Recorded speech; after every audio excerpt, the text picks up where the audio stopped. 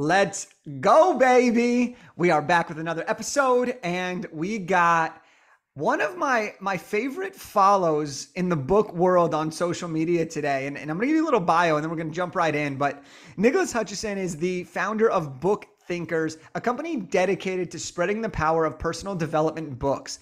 Nicholas is focused on developing insightful content and interviewing the world's top nonfiction authors for his podcast, BookThinkers, Life-Changing Books.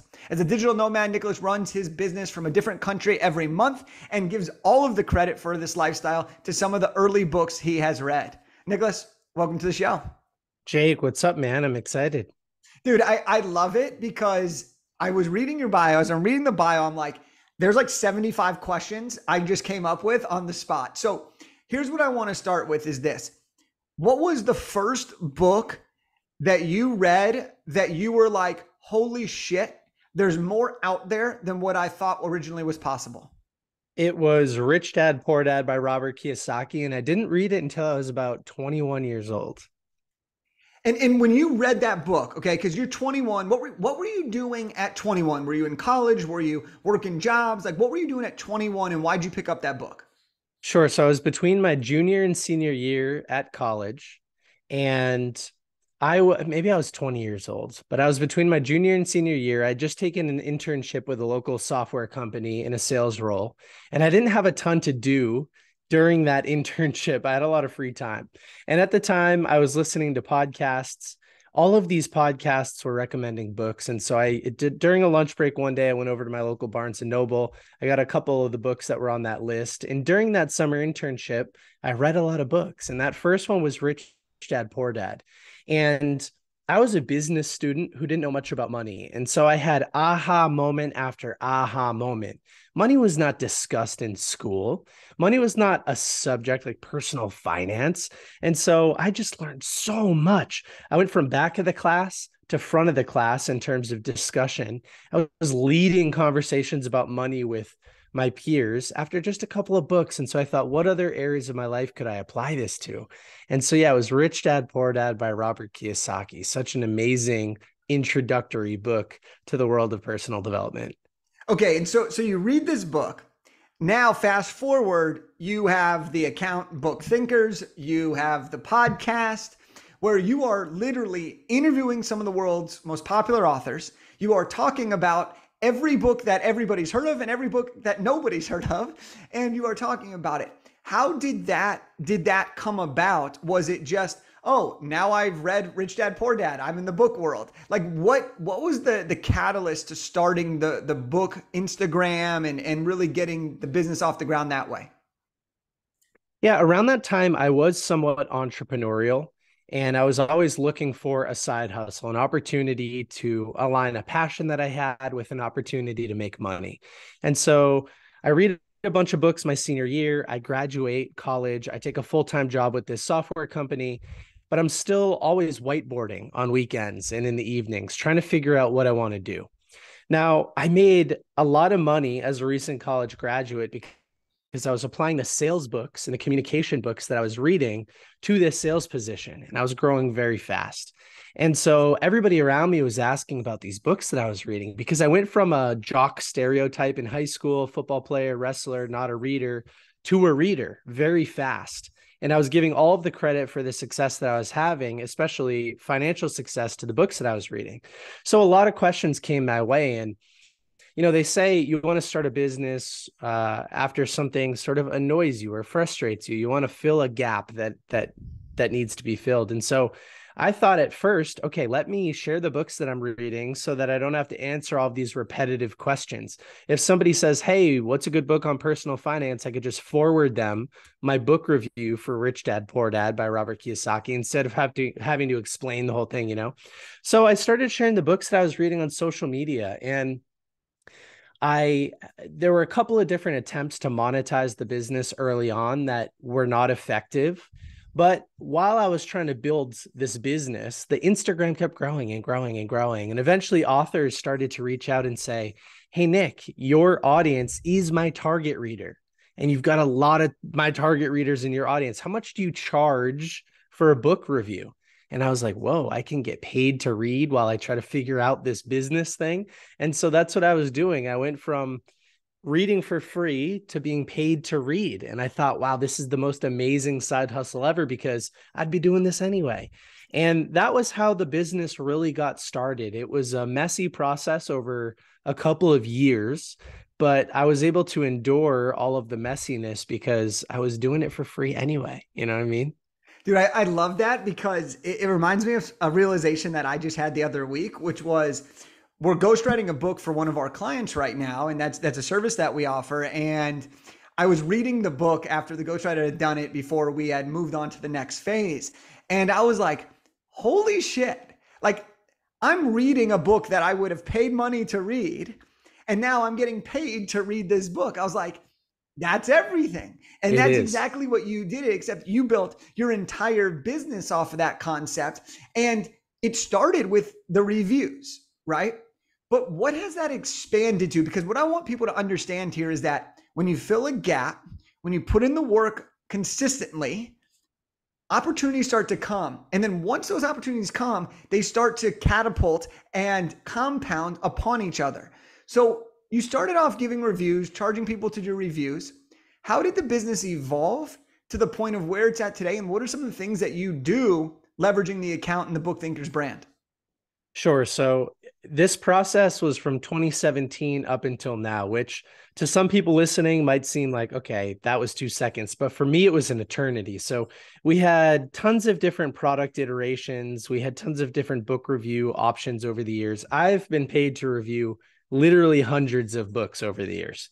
And so over time, as customers, as we would have these success calls with customers and as we would tell them their results and stuff, I would always say, hey, is there anything else that you need help with? Is there anything else related to book promotion and marketing that we could help with? And a lot of interesting things have popped up over the years. We've tried to fill those gaps, some of them more successfully than others. And so today we have a podcast, like you've mentioned, where we interview some of the world's most successful authors, the people that I was reading about when I first started. And I've been able to sit down with names that your audience might recognize. And so from there, once I was able to borrow the credibility of these very successful authors and get into some pretty interesting rooms, I was given the confidence to continue to grow the business. So now really the three main services that we offer, we still offer book reviews, but we have a minimum number of posts and it comes with a podcast and some other stuff. We do podcast booking actually, where we'll take an author's book, we'll read it, we'll understand what their niche might be, and then we'll go pitch them to podcasters so that they can share their message long form on as many shows as possible. And then most of our revenue actually comes from short form video production. So we will read a book, we'll look for every single piece of valuable standalone content that we can find, and then we'll fly to an author with professional cameras and lighting, and we'll help them turn that book into anywhere between 50 to 100 pieces of content for Instagram Reels, for TikTok, for YouTube Shorts, for Facebook, whatever the case is. And that's exploded over the last couple of years because video content is king. And as people say, dollars, Bitcoin, those aren't the currencies. It's attention. Attention is the currency. And the best way to get it is video. And you know that very well, Jake. So those are some of the things that we've evolved into. And it comes from not only applying the books that I'm literally being paid to read about business and sales and communication, but also just asking that question, hey, what else do you need help with? And trying to close that gap. And so we went from me, a team of one. I've had a couple business partners over the years that haven't worked out. But today we're a full-time team of 4 with a network of a few subcontractors that work in the business, and things are great. Dude, this is such a cool journey, and I love how you're just so humble talking about this, man. Like you're here for the ride, and you've been traveling while you're doing this. You've been on, your Instagram. You've been on over 20 countries. You're able to work from wherever, and so I want to talk about that side of everything too, because I think that that's just remarkable. But I want to focus on marketing a book right now. And I want to dive into those 3 core services that you talk about. One, because I want everyone to know what you do. But I also think that people understanding what these services really do and how they can actually move books, which ultimately lead to bringing in clients or speaking engagements or whatever. So let's start with the first one, which is reviews. All right. What does that actually look like? An author finishes their book. They're like, I need to get reviews. I need to get this in front of people. What does that actually look like from an author perspective? And why would somebody want that? Sure. So BookThinkers has a large Instagram presence. We have about 130,000 followers. They love nonfiction and personal development books. And so authors are paying us to review their book and post about it in front of our audience. It's like borrowing our audience for a few posts. Picture posts do anywhere between 10 to 20,000 impressions. Videos do anywhere between 8 to 12,000 views typically. And so you are getting in front of an audience of people who want to read your book, and you're not the one that has to sell it. We're the ones that have to sell it. And our audience knows that we're doing paid book reviews, and that's what they're there for, to discover things that they don't typically see out in the book world. We're not just covering Atomic Habits every day like a lot of book accounts do. We're covering books that you've never heard of. And so you get kind of like the spice of life in terms of books. So yeah, book reviews, it's really paid attention. It's like paying a Google ad to go push your ad in front of 8 to 10, 20,000 people at a time. And authors have a lot of success with that, which is amazing. They get real comments in the comment section, people asking questions of the author, people checking out the author's profile, people buying the book, people looking at whatever complimentary services they have to offer. And so it's just a way to get more attention. And it's also done for you. It's totally hands off. You pay us, we take care of everything. And okay, so I want to kind of come at this now from the author perspective of, for people that are listening that are either writing their book or they have their book and now they're trying to figure out what to do with it. Reviews can be really valuable to expose you directly to the right audience, which is what you're saying. But what's also really great about that is now you're being talked about, which is huge. Now people who might be interested in your topic, who want to invite you on their podcast, are seeing you. You're getting new follows, which are essentially leads if you have a sales process and way to qualify these people. So it's not just, and this is a big thing that I see authors do is, oh, I'm going to pay for this and all I'm going to get is a review and a post. No, you're paying for the opportunity to get in front of your exact clients so that you can get a larger social following, more credibility, more speaking engagements, and ideally more leads. That can be incredibly lucrative and valuable if you do it enough. And if you are willing to see it as more than just, oh, I'm just paying for a post or I'm paying for a review. And I think that that's a great way to market your book. And of the ways people market their book, how effective would you say reviews are in that process? Like, do you recommend authors, obviously it's your business, but do you recommend authors like going to multiple accounts as well? Or do you think one review is good? Like, how would you kind of break that down? There are thousands of different subgenres in the world of personal development, and not all of them will work as well as some of them do. So I say test it out with one account, find a Bookstagram that fits your vibe, see what their services are. Maybe it's video content, maybe it's picture content. If it fits your budget, try it out. Some authors get a 5x return on their investment with just one post. What does that mean? Reinvest. Continue to try it out. Try different accounts. And you can always go back and tap that same resource. Find the ones that work. If your book is obscure or if it's super niche and it's not going to apply to most people, again, try it out with one account. You might be surprised. We have books that are super niche that pop off sometimes. But if you don't get great results, continue to try other mediums. Some of these book accounts don't charge a lot, and you can always just try one post. Yeah, that's good to know. Now let's talk about the podcasting side of things. Okay. When you have a book, everybody thinks they have a book, it's automatically going to sell. I did the hard work. I put my book out. It's going to come. People are going to flood in. I'm going to sell millions of copies. Unfortunately, for most authors, that isn't the case. Okay. Some, absolutely. But for most authors, especially self-published authors, and even honestly, a lot of traditional published authors after the first week or even month, they have to push their own book. They have to market their own book. And one of the best ways to do that is through podcasts. So when you are working with authors on podcasts, what is the cadence that you're trying to get them on? One a week, one a day? What does that kind of look like to be able to get them on enough podcasts for them to start to see a return?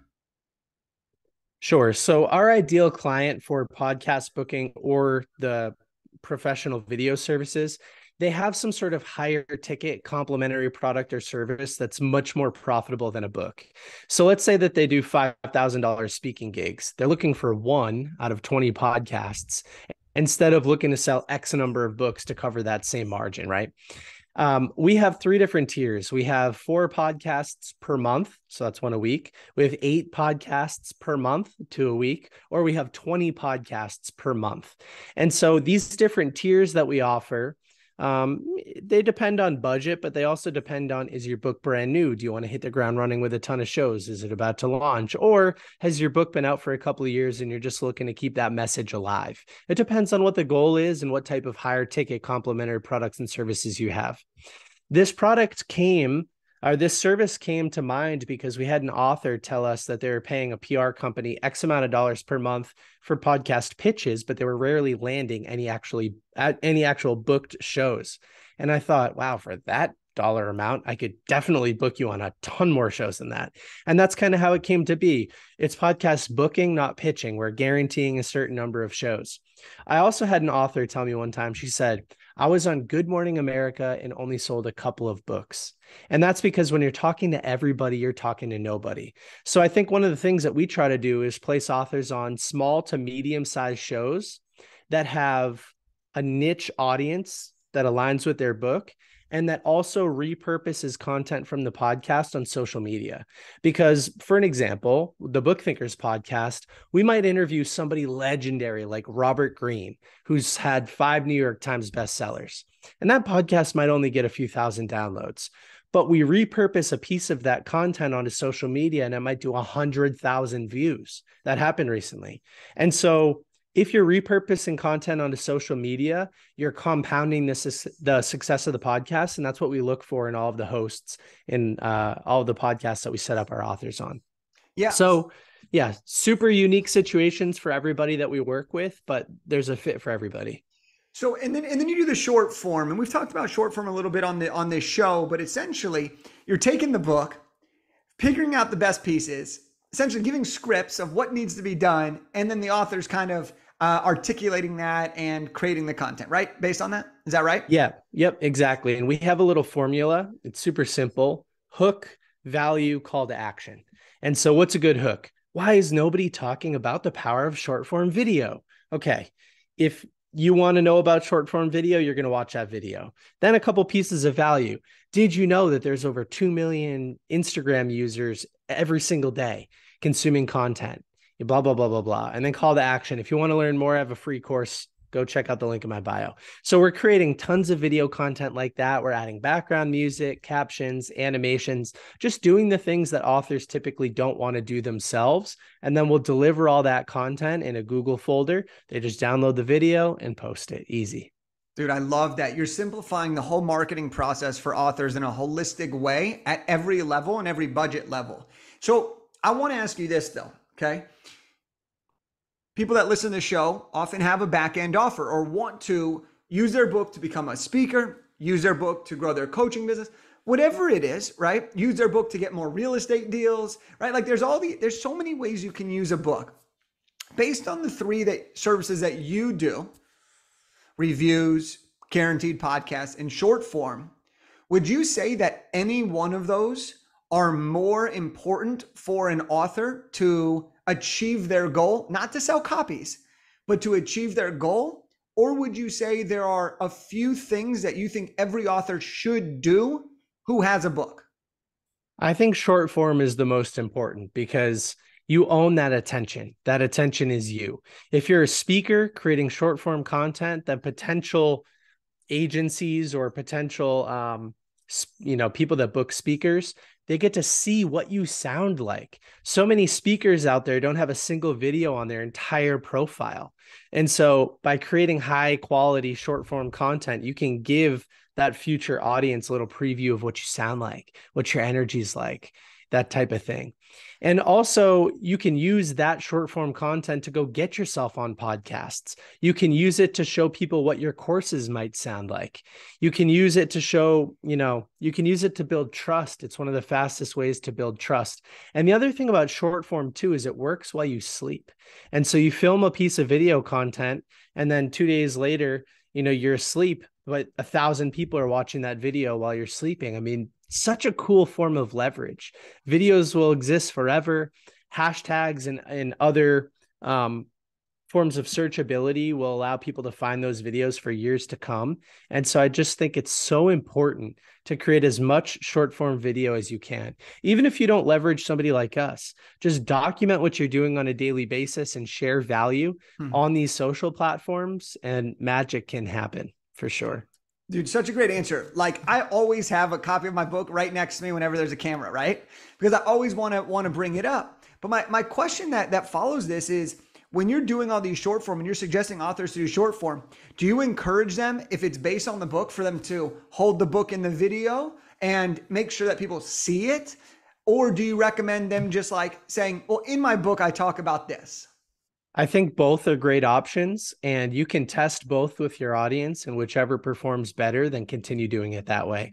I think having the book in the video is a great option, even if it's only for part of the video. So you might say, one of my favorite lessons is blah, blah, blah, blah, blah. Talk about it for a little bit and then say, hey, if you want to learn more, and then pick up a copy of your book, show it to the audience. If you want to learn more, check out my brand new book, links in the bio, something like that. And with short form here, since you're an expert on this for authors, how short is short form these days for you? You know, what length are you living in? The 1 minute range, the 23-second range? Like, what are you enjoying creating for your clients and seeing authors have success with? Oh, lost you for a second. So that's a great question. We had a member of our team attend a video conference recently, and across tens of thousands of videos for data points, the shorter the video was, the better it performed. Now, I have a tough time because I'm long-winded creating content for the BookThinkers page that's under 45 seconds. So I'm in that 45 seconds to 1 minute range most of the time.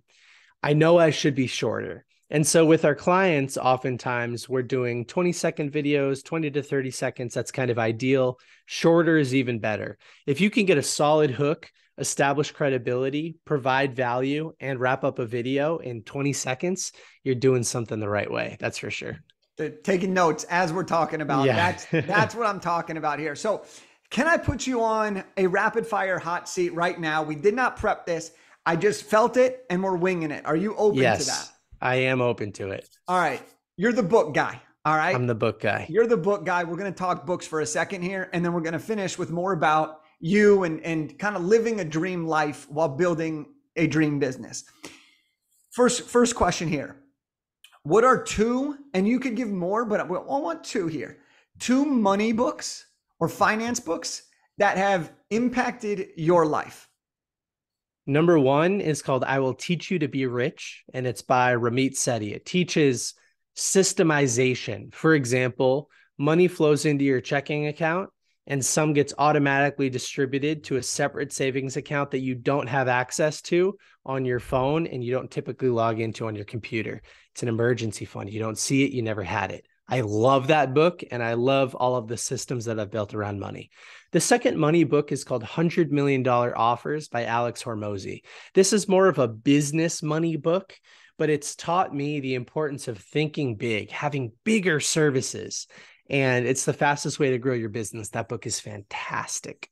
And I know we talked about that a while ago, you know, and I know you interviewed Alex and all of these things, and that's awesome, man. So let's go to the next category here. Two entrepreneurship books that you've really enjoyed. Ooh, that's a great question. The E-Myth Revisited by Michael E. Gerber is my favorite. Again, talking about the importance of systems in business. And The 4-Hour Workweek by Tim Ferriss. Automation, delegation, elimination, focusing on very important tasks and getting rid of anything that's not important.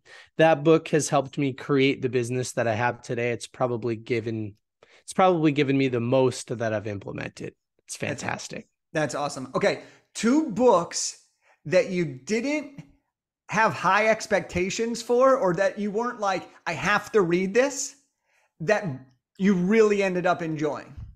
Well, there's one that I read last week called How to Die Happy by author Martin O'Toole, brand new book.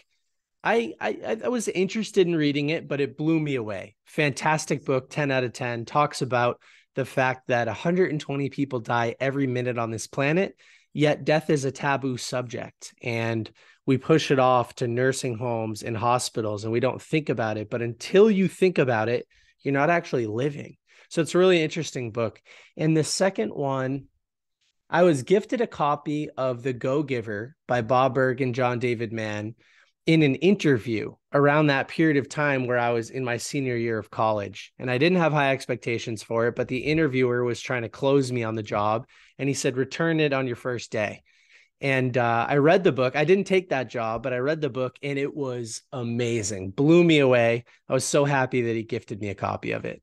I love that book. I love books like that. Business fables, they're fantastic. So, all right, for the tail end of this conversation, let's talk about this. You've built a great business. You are the book guy. You live wherever you want while you're building this business. You've traveled to 20 plus countries, I believe. And you have a book coming out sometime this year. What is the book about and what is it called? What information can you share with the people right now? So the book is about how to retain and implement more information from the books you're reading. Because the number one question that we get at BookThinkers, we get a lot of questions outside of book recommendations, which would be a tough book to write because there's always new books coming out, is something along the lines of, hey, Nick, I'm reading a bunch of these books that you're recommending. I'm excited while I'm reading them. I can visualize the dream outcome, but I'm having a tough time taking action on these books. And so my book is about the implementation frameworks that I've developed to plug these takeaways into so that they actually get integrated to your life. And not simple subjects. I've read over 500 of these books. I've tried to implement something from hundreds of them. And through trial and error, I've figured out systems that work for me. Against systems, Michael E. Gerber, blah, blah, blah, blah, blah. And that's what the book's about. And you can use these books, like you were alluding to design your dream life. Reality is totally negotiable. You can build a life that is uniquely fulfilling to you. And you can do that by reading amazing personal development books and then taking action on what you learn, plugging those learnings into these frameworks that I've developed through repetition.